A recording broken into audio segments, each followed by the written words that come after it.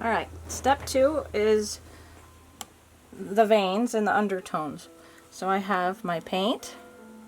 Hopefully this turns out okay. I'm not sure. This is the first time I've used this camera for this video. So this is my jar of vein blue. So it's Genesis Heat Set Paints, color number 1, vein blue.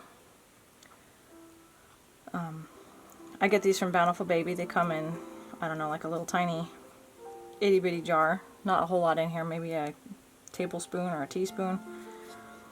And you mix it with odorless mineral spirits. So I have my jar of odorless mineral spirits in this particular container. I keep them in these flat jars because it makes it easier to retain the paint. It's not as wasteful, and this jar will last a long time with this particular color, and then I can add a tiny bit. I've had this color for, I don't know, years, and you can see that there's hardly anything in it or used out of it, so it's just a tiny skosh of paint. The only time I really ever use it in bigger quantities is if I use it in a fantasy character where the paint has to be thicker. So I have plenty of paint in my jar, so I won't even have to add any more to it. Here's my stash of blue paint brushes.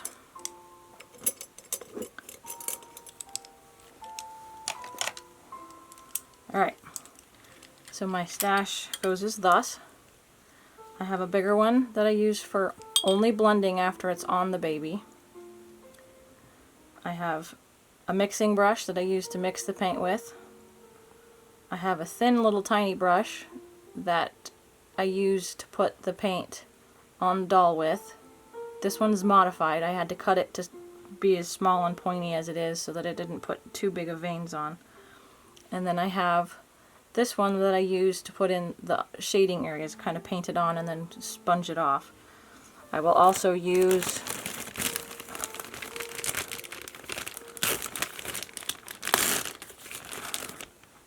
some sponges. These are just cosmetic sponges that are more soft that I use for blending. They allow, I get them from Bountiful Baby. This is what the bag looks like. Wonder Wedgies.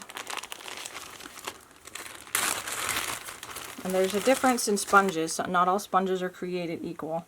So here's one of the Wonder Wedges. It's more dense, and I don't know, you can't really see. The holes in it are a lot more loose, so it absorbs more water, which makes it good for blending. This other one, which is the Walmart brand, is something that I've had to tolerate until my next order of the Wonder Wedgies come in. It's a little more dense. It's still okay for smearing and for blending, but it's not the same. I have no idea where Bountiful Baby found these from, but they're a gold mine when it comes to reborn dolls. So I'm going to use the Wonder Wedge as a blending brush, and this big brush, which you never, never, never dip in the paint. This one blends the creases as well. So we're going to start with little Tully. I'm going to mix up my paint.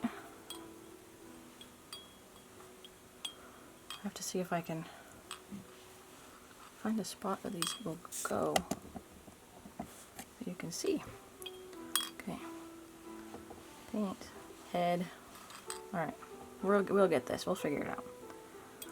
Alright, so I'm going to use the wettest part of the paint, not too thick, not too thin. I'm going to sponge off any excess, so I don't want it too wet. And then for her shading and undertones, I'm going to put in a blue stripe on her temples, and then we're going to blot it in with our Wonder Wedge. You don't want it too dark unless you're going for an avatar. In that case, it's a whole different tutorial. It blends in. You don't see where it stops and where it starts. It's just there subtly. So you're going to do that on both sides of Miss Tully.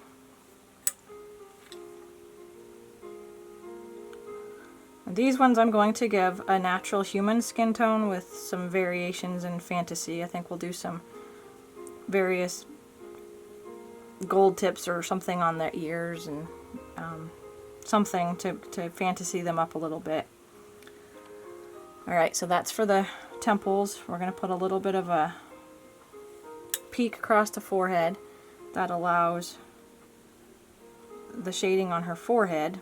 And you don't want it to be visible. You want it, like, you don't want the lines to be there. You want it to be very subtle and kind of work into the contours of her head. So that'll give the blue undertones of her head. And then we're going to do some creasing right across the bridge of her nose and into her eyes. I'm going to switch to my blending brush for this and just gently tap it until it's blended and disappears into the under layers of the vinyl. Or, well, that's what it looks like. And then we're going to do a little bit around the nose. And again with the blending brush.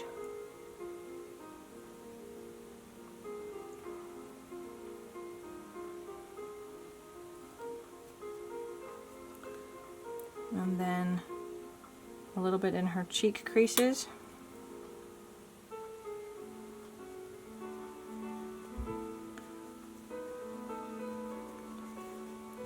And then in the depths of her ears, the deepest parts of the ears, we're going to put in there some blue depth.